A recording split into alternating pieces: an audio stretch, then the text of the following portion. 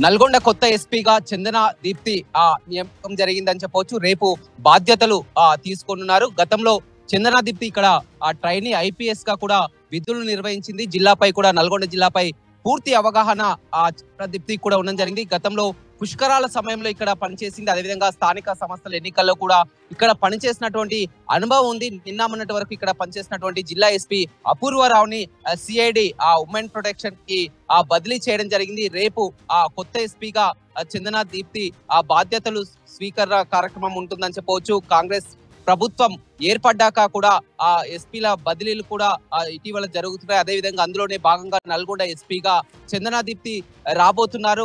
గతంలో జిల్లాలోనే ఆమె ట్రైనీ ఐపీఎస్ గా ఇక్కడ జిల్లాపై పూర్తి అవగాహన ఉంది. అదేవిధంగా పుష్కరాలు ఎంతో క్లిష్టమైనటువంటి సమయాల్లో బందోబస్తు పుష్కరాల సమయంలో చెప్పాల్సినటువంటి అవసరం లేదు. పుష్కరాల సమయంలో పనిచేసిన అనుభవం కానీ ఆఫీసులతో కూడా మొత్తం కూడా ఆమెకు జిల్లాపై పూర్తి అవగాహన ఉంది. గతంలో మెదక్ ఎస్పీగా పనిచేయడం జరిగింది. ఆ తర్వాత డీసీపీగా హైదరాబాద్ లో విధులు నిర్వహించడం జరిగింది.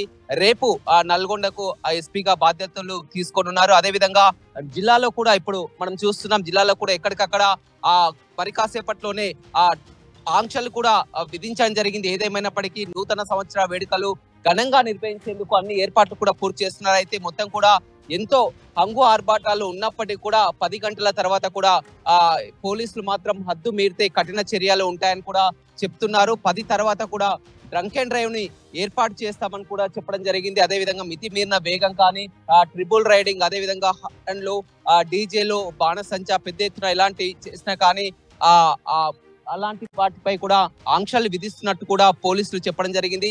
ఏదేమైనప్పటికీ యువతంతా కూడా ఇవాళ ఆదివారం, అదేవిధంగా మామూలుగా ఆదివారం సమయాలను ఎక్కువగా ఎంతో వీకెండ్ ఎంజాయ్ చేస్తుంటారు. అందులో ఇయర్ ఎండ్ 31 కొత్తగా చెప్పక్కర్లేదు. మొత్తం మీద పోలీసులు కూడా గత 2 రోజుల నుంచి కూడా వారిని హెచ్చరిస్తున్నారు. నూతన సంవత్సర వేడుకలు ఎంతో పాఠంగా చేసుకోవచ్చు, కానీ దాన్ని లిమిట్స్ క్రాస్ చేస్తే మాత్రం కఠిన చర్యలు ఉంటాయని కూడా చెప్తున్నారు. మొత్తం ఎక్కడికక్కడ అలర్ట్ అయినటువంటి పరిస్థితి కూడా కనిపిస్తుంది. బార్లు కానీ వయస్సులు కానీ ఏదైతే సమయం ప్రకటించారో ఆ సమయం వరకు కూడా పూర్తిగా క్లోజ్ చేయాలని కూడా చెప్పడం జరిగింది. మొత్తం గీజేలు కూడా పూర్తిగా నిషేధించడం జరిగింది.